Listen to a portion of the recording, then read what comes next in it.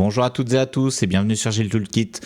Aujourd'hui, dans cette vidéo, je vais vous expliquer qu'est-ce que le fine-tuning. Donc tuning comme tuning de voiture. Voilà, ici vous avez un petit robot fan de tuning avec une voiture tunée derrière. Donc cette vidéo elle fait suite à la vidéo précédente où j'ai expliqué ce qu'est un LLM. Je vous ai mis la vignette ici, donc normalement vous pouvez la voir. Alors je ne sais pas si ce sera cette vignette. Au moment où j'enregistre, cette vidéo n'est pas encore diffusée. J'ai envie de changer les vignettes, mais en tout cas voilà. Donc c'est une sorte de cours entre guillemets. Donc les vidéos se suivent dans un ordre que j'espère assez logique au sein des playlists. Donc dans la toute première vidéo, je vous ai expliqué les différents composants d'une IA générative. Donc sur la partie droite ici, vous avez les modèles, donc notamment LLM modèle de texte, de Large Language Model, Diffusion Model, modèle de génération d'images, ASR Model, Automatic Speech Recognition, c'est pour la voix. Eh bien, dans la vidéo précédente, je vous ai expliqué qu'est-ce qu'un LLM, très concrètement, donc je vous conseille vraiment d'aller la voir. Et dans la vidéo d'aujourd'hui, on va aller un petit peu plus loin et je vais vous expliquer qu'est-ce que le fine-tuning. Vous avez peut-être entendu parler de ça. Le fine-tuning, ça veut dire, comment je pourrais traduire ça en français? Je sais même pas. On pourrait demander à l'IA, ChatGPT, on va demander comment on pourrait traduire fine-tuning en français. Je me suis jamais posé la question. Mais je vais vous expliquer le concept juste après, c'est l'objet de cette vidéo. Donc on pourrait traduire ça par ajustement fin. Bon voilà, c'est pas très explicite. Bon, en tout cas, peu importe. Donc dans cette vidéo, je reprends ça comme carte de tous les composants et dans cette série de vidéos, en fait, mon ambition, c'est d'expliquer chacun des composants, de rentrer un peu dans le détail. Et aujourd'hui, on va à nouveau se concentrer sur la partie modèle. Donc je vais parler principalement de la partie Large Language Model et Diffusion Model autour du concept de fine-tuning.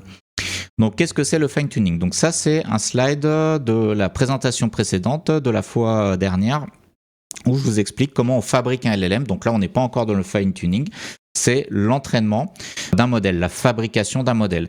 Donc, comment on fabrique un modèle? On prend énormément de documents, donc ici représenté par une bibliothèque pleine de livres. Donc, on va prendre des quantités astronomiques de texte. Donc, si on est dans le cas d'un large language model, ça veut dire grand modèle de langage en français. C'est ChatGPT qui va vous parler avec des phrases. On lui écrit des phrases, il va nous répondre avec des phrases. Donc c'est du langage, c'est pas de la génération d'images. Eh bien, on va prendre tous les livres qui existent sur Terre, toutes les infos, donc c'est vraiment des quantités astronomiques. Donc on appelle ça un dataset. On va l'entraîner via un processus là que j'ai représenté par un mixeur, mais ça peut être extrêmement compliqué avec énormément d'étapes. Donc là, c'est une simplification radicale. Et à la fin, on va obtenir un seul fichier unique, donc que je représente ici par une disquette, qui va contenir un LLM qui va être vraiment synthétisé dans un seul fichier unique qui fait quand même plusieurs gigaoctets. Bon, ça dépend de la taille du modèle. Il y en a des petits, quelques centaines de mégaoctets jusqu'à plusieurs gigaoctets, voire plus, voire des centaines de gigaoctets pour les plus gros, certainement. Eh bien, donc dans un seul fichier qu'on appelle LLM et auquel on peut poser des questions via un moteur d'inférence. Donc tout ça, je vous l'ai montré dans la précédente vidéo. Donc si vous ne comprenez pas tout à ce que je dis là, eh bien allez voir la vidéo précédente où c'est expliqué, vous avez une démo. Maintenant, le fine-tuning, qu'est-ce que c'est?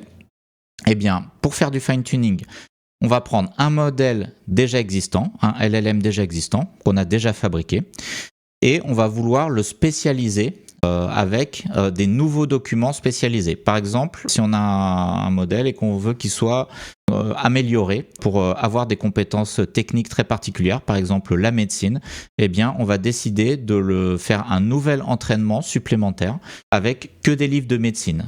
Et là, donc c'est ce qu'on appelle le fine-tuning. Donc c'est un autre processus. Donc c'est un processus d'entraînement et là, on va obtenir un nouveau LLM que j'ai appelé ici LLM2 et puis j'ai changé la couleur de la disquette, j'ai mis ça en plus foncé. Et voilà. Donc, ce qui va être vraiment très important, c'est les documents et bien sûr le processus de fine-tuning, mais ça va se baser sur des nouveaux documents plus avancé, plus spécialisé, de manière à ce que le LLM soit très fort dans un domaine particulier. Donc, si je reprends l'ensemble de tout le process, eh bien ici on a le dataset, l'entraînement, le LLM ici la première version, et ensuite on va rajouter des documents supplémentaires qui n'étaient pas forcément présents ici, ou alors qui étaient présents mais qu'on estime qu'ils sont plus importants et on veut être sûr que ces documents-là sont mieux pris en compte, mieux appris par le modèle. Eh bien on va les rajouter, faire du fine-tuning pour avoir un modèle spécialisé sur ce genre de connaissances. Alors on peut spécialiser un modèle avec des connaissances, mais le fine-tuning, c'est aussi pour apprendre certaines compétences à un modèle, par exemple résumer un texte d'une certaine manière, etc. C'est pas uniquement que des connaissances. Là, c'est une simplification, mais voilà. Est-ce que j'ai... Non, alors la raison de ça, bon, là, je vais faire une petite analogie. C'est par exemple quand on est à l'école, donc on va en primaire, au collège et au lycée, et on apprend tout un tronc commun de connaissances. On apprend tout, l'histoire géo, les maths, etc. Et donc une fois qu'on sort, mettons, du lycée et qu'on a notre bac, on a des connaissances généralistes un peu sur tout. Mais ça ne fait pas encore de nous un travailleur aguerri.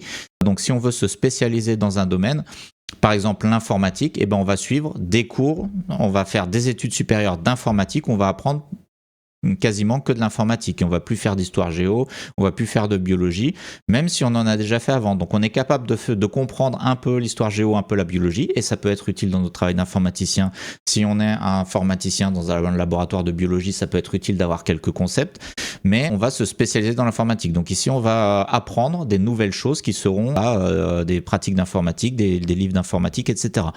Donc c'est un peu la même chose pour les êtres humains. Donc il y a un tronc commun de connaissances qui nous permettent de parler un petit peu sur tous les sujets, de communiquer, etc., d'échanger. Mais après, chacun se spécialise. On peut se spécialiser très loin. Et pour se spécialiser, du coup, on va renforcer la quantité de documents sur un sujet très précis, avec des documents choisis de bonne qualité. Voilà. Donc pourquoi ça fait ça? Je ne sais pas. Bon. Non, tout va bien. Donc ça, c'est le principe du fine-tuning. Donc c'est du tuning de modèle. Donc on prend un modèle, on va l'améliorer pour un certain besoin. Et fine parce que c'est précis. Alors voilà, parce que c'est avancé. Là, ça va être dit ajustement fin. Bon, voilà, on va ajuster le modèle. Donc j'ai un autre exemple. Donc ça peut se faire pour les modèles textuel, mais ça peut aussi se faire pour les modèles d'images. Et donc là, je vais vous montrer un exemple très concret juste après, ça va être très rigolo. Donc les modèles d'images, c'est un peu la même chose. Pour fabriquer un modèle d'image, on va lui donner des tas d'images, donc ici représentés par des photos. On va faire un processus d'entraînement, donc là qui va être aussi très compliqué, donc là c'est une simplification extraordinaire, et on va obtenir un modèle d'image qui là aussi va être un fichier, donc que j'ai mis sur une disquette, j'ai juste mis un symbole différent, une sorte de tableau d'art abstrait de Picasso ici, donc pour représenter un modèle d'image. Pour faire du fine-tuning, on va donner à l'image on va rajouter à notre dataset de base et à notre modèle de base plutôt, on va rajouter des images particulières pour que le modèle soit capable de reconnaître mieux certains types d'images ou de générer mieux certains types d'images. Donc là, on va faire du fine-tuning, donc avec un autre processus un peu différent. C'est pour ça qu'ici j'ai mis un petit mixeur alors que là j'ai mis un gros mixeur, mais voilà, donc alors en général le processus de fine-tuning est moins long et moins coûteux parce qu'il y a moins de documents, voilà, mais ça peut être aussi assez complexe. Et on va obtenir un nouveau modèle qui va faire quelque chose de spécialisé. Alors, pour que ça paraisse plus concret, je vais vous montrer un exemple très concret donc de fine-tuning.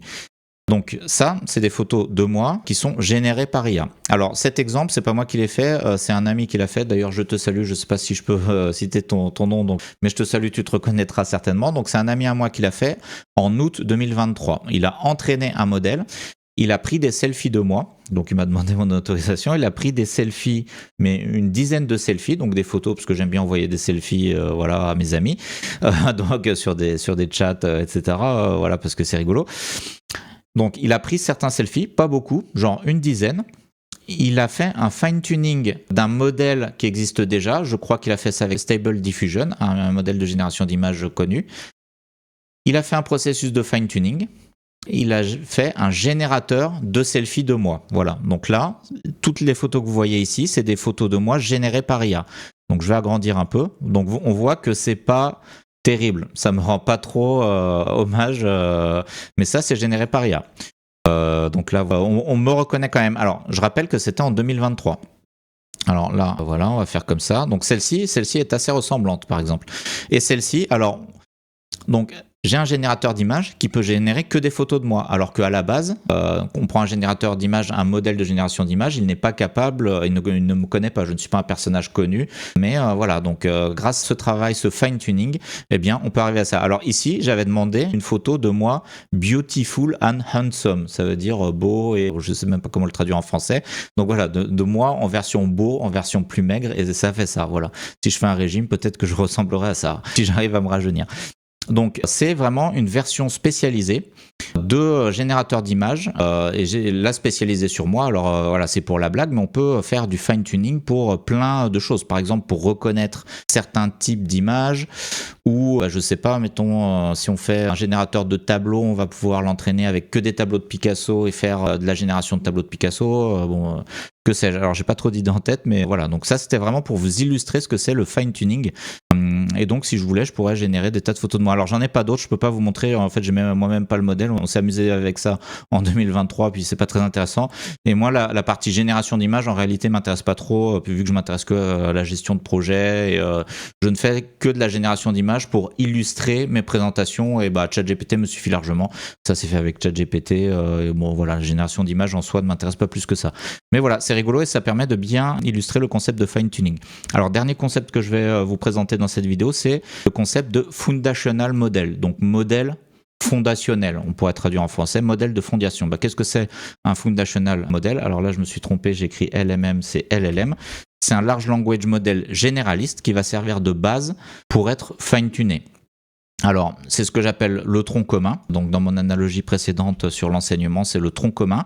Et bien sûr, vous pouvez avoir plusieurs écoles. Dans une ville, vous pouvez avoir plusieurs écoles avec chacune leur réputation ou chacune leur spécialité qui vont vous donner un tronc commun de plus ou moins bonne qualité ou plus ou moins spécialisé. Par exemple, dans une école religieuse, vous allez avoir un enseignement religieux en plus qui ferait partie du tronc commun. Donc, il peut y avoir des variations, mais après, ça suffit pas. Vous allez vous spécialiser dans certaines choses. Donc, des exemples de modèles fondationnels. Alors, je ne sais pas si c'est les exemples les plus pertinents parce que c'est des logiciels en général privés qui sont pas libres, qu'on peut pas tellement utiliser. Même si chacune des marques citées ici fournit aussi des LLM plus ou moins libres qu'on peut fine-tuner. Donc, il y a GPT fait par OpenAI, par exemple, c'est ChatGPT. Alors, Meta, ça c'est Facebook, l'entreprise Facebook, propose des modèles qui s'appellent Llama. Google fait Gemini. Alors, Google, ils font d'autres modèles pour l'entraînement. Je ne sais pas si Gemini, on peut y accéder pour faire un fine-tuning, mais il y a les modèles Gemma. ChatGPT, lui, propose le modèle GPT OSS, donc on a testé d'ailleurs sur la chaîne. Il y a Mistral, donc ça c'est du Made in France, Cocorico, Claude, c'est les modèles d'Anthropic, Grok, c'est les modèles de XAI, l'entreprise du réseau social X. Enfin, qui est, non, c'est pas, c'est les modèles, l'entreprise, c'est les modèles associés au réseau social X. Bon bref, peu importe. Donc toutes les grandes marques proposent des modèles fondationaux, donc c'est-à-dire des troncs communs qui savent répondre à toutes les questions. Et après, on peut avoir envie de les spécialiser, par exemple pour des usages professionnels, spécialisés pour le domaine du juridique. Donc dans ce cas-là, on va faire un entraînement. Ici, on va donner tous les textes de loi. Et ça peut être utile de faire du fine-tuning parce que les lois, ça change tout le temps, les législations changent tout le temps. Donc il faut remettre tout le temps à jour, même si on a un très bon LLM, et même si dès le départ on avait ici des textes de loi, mais si ça date d'il y a 3 ans, peut-être que les lois ont changé, peut-être que la jurisprudence a changé, donc il faut toujours ajouter des nouveaux documents pour améliorer le modèle. Pareil pour le médical, la médecine, la programmation, l'agilité. Alors voilà, un de mes buts à moi, alors je sais pas si j'y arriverai parce que j'ai pas trop le temps de faire ça, mais ce serait de faire un fine-tuning de modèle qui serait fine-tuné pour l'agilité avec ma propre vision de l'agilité, mes propres techniques à moi. Donc tout ce que je vous présente sur la chaîne, on pourrait alimenter un LLM et faire un fine-tuning d'un LLM à partir de tout ce que je dis moi sur l'agilité. Donc ça serait, on pourrait faire un LLM qui serait coach agile, qui représenterait ma philosophie de l'agilité, qui est probablement pas la même que celle d'autres Scrum Masters, d'autres coachs agiles, etc. Donc voilà, donc ça c'était le principe du fine-tuning. Donc c'est très important parce que en fait, je pense que chaque entreprise voudra à terme, on le voit déjà, il y a plein d'entreprises qui le font déjà, chaque entreprise voudra avoir son modèle à soi spécialisé, avec spécialisé pour son propre besoin métier. Voilà, donc si vous êtes une entreprise juridique, vous voulez avoir votre propre LLM à vous, avec vos propres textes, vos propres documents. Si vous êtes une entreprise de médecine, la même chose en fait. Donc il y a plusieurs manières de spécialiser un modèle, il y a tous les mécanismes de RAG Resource Augmented Generation, dont on parlera plus tard dans une autre vidéo, mais le fine-tuning est une manière de spécialiser un modèle pour les propres besoins d'une entreprise et d'un métier très particulier. Voilà, j'espère que cette vidéo vous a intéressé, que vous avez compris ce que c'est le fine-tuning. En tout cas, je vous remercie pour votre attention et je vous dis à très bientôt pour de prochaines vidéos.